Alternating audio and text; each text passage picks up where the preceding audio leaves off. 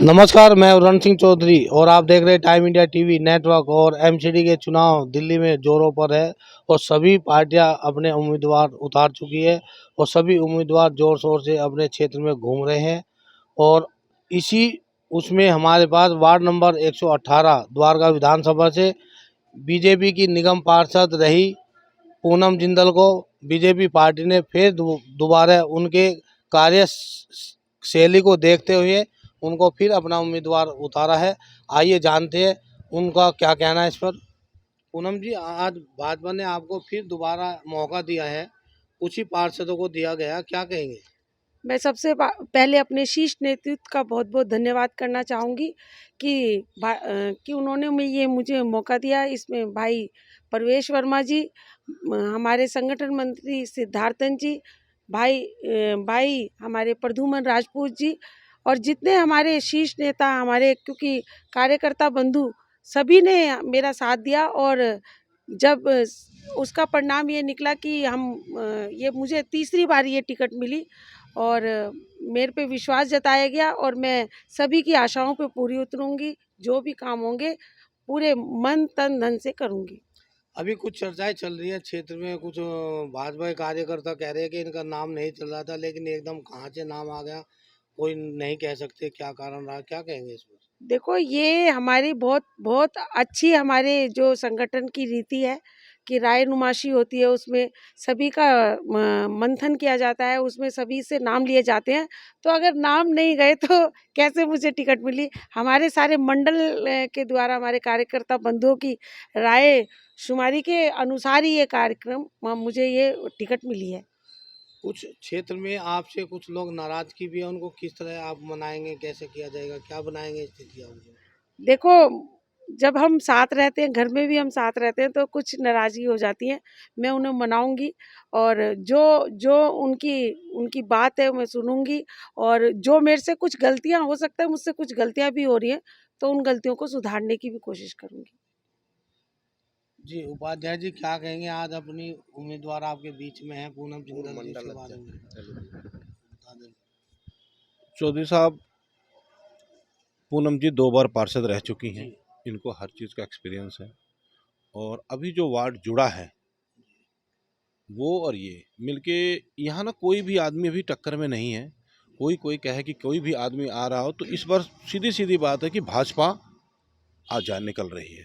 दिल्ली का मेयर भी ईश्वर ने चाहा तो द्वारका विधानसभा से ही बने कोई। इसमें अब की बार आम आदमी पार्टी का उम्मीदवार भी है और 2 राजपूत भी सामने लड़ रहे हैं, तो क्या कहेंगे, सीट निकालना इतना आसान? नहीं, देखो, हम जाति पे नहीं जाते, हम पार्टी की बात करते हैं। अगर कोई जाति की बात करे ना, तो फिर वो पार्टी नहीं रहती। बात स्पष्ट है। अगर संगठन है, अगर भाजपा ने दिया है, तो हमें, अगर मैं भाजपा के लिए काम कर रहा हूं तो भाजपा के साथ रहूंगा, भाजपा किसी को भी टिकट दे। और भाजपा में एक ये बड़ा अच्छा है कि नीचे से ऊपर तक नाम जाता है। ये नहीं कि देखो टिकट तो एक ही है, अब सबने टिकट मांगी, हो सकता है कि अगली बार आपको मौका मिल जाए। तो ये नहीं कि आप निर्दलीय भर दो, चाहे ये कर दो, ये गलत है। उम्मीदवार के मैं मंडल उपाध्यक्ष के पद पर हूँ में।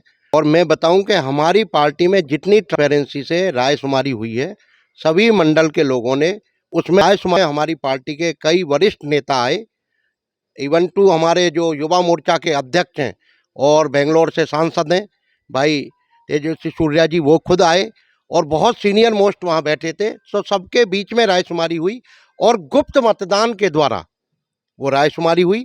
और नीचे से मंडल से लेके, जिले से लेके, हमारे माननीय सांसद जी से लेके संगठन में नाम गए, जिसमें हमारे माननीय प्रदेश अध्यक्ष आदेश गुप्ता जी, संगठन मंत्री सिद्धार्थन जी और हमारे बड़े लोकप्रिय सांसद भाई प्रवेश वर्मा जी, पूर्व विधायक भाई प्रद्युमन राजपूत, सभी के द्वारा एक पारदर्शिता के द्वारा प्रक्रिया अपनाई गई।